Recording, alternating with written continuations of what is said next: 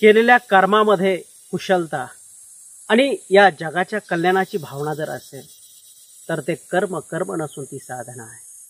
आणि या दोन गोष्टींच्या विरहित केलेलं कर्म कितीही सुंदर वाटू द्या, किती आकर्षक वाटू द्या, किती मनाला वेधून घेणारं वाटू द्या, परिणामी ती वासना असते.